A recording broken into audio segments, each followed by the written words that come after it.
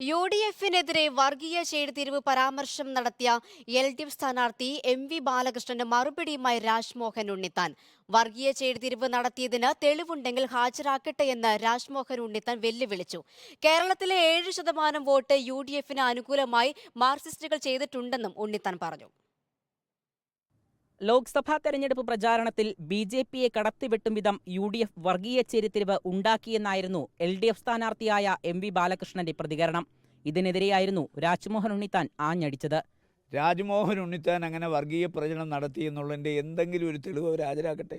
എന്തെങ്കിലും ഒരു തെളിവ് ഞാനൊരു 100 തെളിവ് ഹാജരാക്കി കാണിച്ചു തരാം.